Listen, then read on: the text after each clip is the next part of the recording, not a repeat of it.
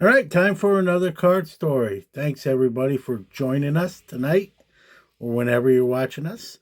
The gentleman depicted on this card that you cannot see played from 1982 to 1995, all for one team. I'm going to try to be subtle with these hints to not obviously give it away right away. In his career, he had 2,100 hits, 2,153 to be exact, 222 home runs, a career batting average of 307. Kind of a sad and interesting stat. The team he played for lost the World Series 1 year before he was called up, and they won the World Series 1 year after he retired. So he never won a World Series ring. However, he was a 6 time All Star and he won 9 Gold Gloves. Do you think you know who it is yet? All right, it's Don Mattingly.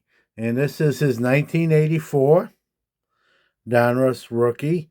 Classic card, right? That big facial close up. And as someone who was 12 years old and active in the hobby in 1984, I can't tell you how many 84 Donruss packs I opened trying to get as many of these as I could. This is one of my. It's not it's not the most expensive card on the block, but this is one of my favorite cards, and not even just this card, but this particular card, but just this card in general. Um, it's just to me, it's an iconic card. We think about the '89 Upper Deck Griffey and that big close up. This was really sort of the Griffey. This really started the rookie card craze in the early '80s. You had a Henderson in 1980.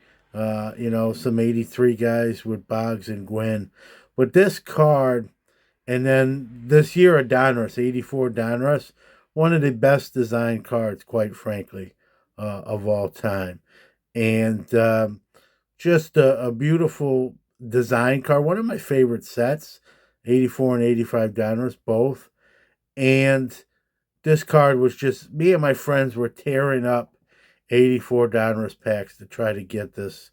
And sometimes I think we wrestled each other when one of us pulled it. This is a PSA 8 edition. And just a great card. Has some centering issues traditionally. But one of, again, not all about the dollar signs, right? Sometimes it's just about the story.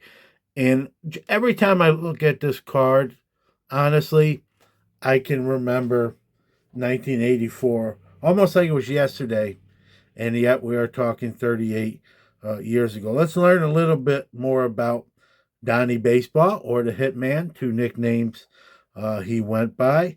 He hit 6 Grand Slams in 1 year, holding that title for most Grand Slams in one season.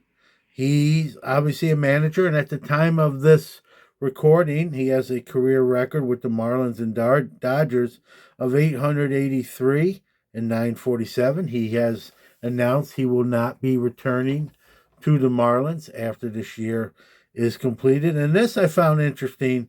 His number 23 is iconic. Everyone knows it's numbered. The number 23 in itself has some mystique with Jordan.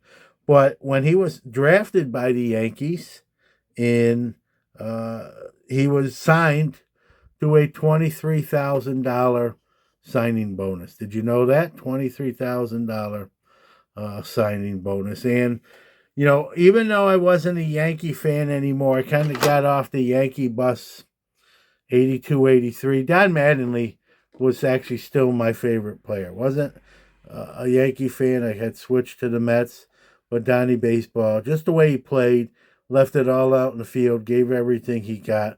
I patterned a lot of my game after him, and even played a little first base, even though I was more of a shortstop, third baseman. I did have a first baseman and asked to play first base sometimes, frankly, because of Donnie Baseball. So there's this week's card story. Borderline Hall of Famer. I make an argument. Probably should be in. And what say you? Hall of Famer or just all-time Yankee great?